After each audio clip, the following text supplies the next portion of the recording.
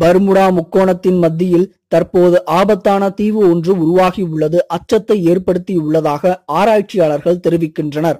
Bermuda முக்கோணம் என்று கேள்விப்படாத ஆட்களே இருக்க முடியாது. இன்றைய நவீன அறிவியலால் கூட இது என்னவென்று கூற முடியாத மர்மங்களும் வியப்புகளும் ஆச்சரியங்களும் நிறைந்த இடம்தான் பர்முடா முக்கோணம். இது சாத்தானின் முக்கோணம் என்றும் அழைக்கப்படுகிறது.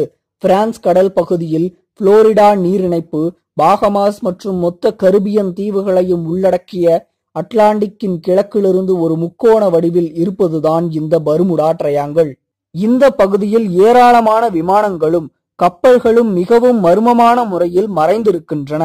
ஆயினும் இதற்கெல்லாம் அடிப்படை காரணம் என்னவென்று இதுவரை உறுதியாக கண்டுபிடிக்க முடியவில்லை. கரிபியன் தீவைச் சேர்ந்த மக்களும் முக்கோண பகுதியில் நிகழும் மர்ம சம்பவங்கள் அனைத்திற்கும் மனிதனுக்கும் அப்பாற்பட்ட மாயசக்திகளே காரணம் என்று முழுமையாக நம்புகின்றனர்.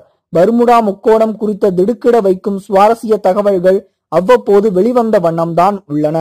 கடலில் 4,40,000 மைல்கள் பரப்பளவை கொண்ட பர்முடா முக்கோணத்தின் மத்தியில் சமீபத்தில் சிறிய தீவு ஒன்று உருவாகியுள்ளது. சிறிய மணல் திட்டு போன்று இருந்த இது நாட்கள் செல்ல செல்ல பெரியதாகி ஒரு தீவு போன்று மாறி உள்ளது. இது பார்ப்பதற்கு பிறை வடிவில் உள்ளது. இந்த தீவிற்கு ஷெல்லி என்று பெயரிடப்பட்டுள்ளது. இந்த புதிய தீவு 1 மைல் நீளமும் 400 அடி அகலமும் கொண்டது. சங்கு சேகரிப்பாளர்கள் மற்றும் புகைப்படக்காரர்கள் இந்த தீவுக்கு செல்வதில் கவனத்தில் கொள்ள வேண்டும்.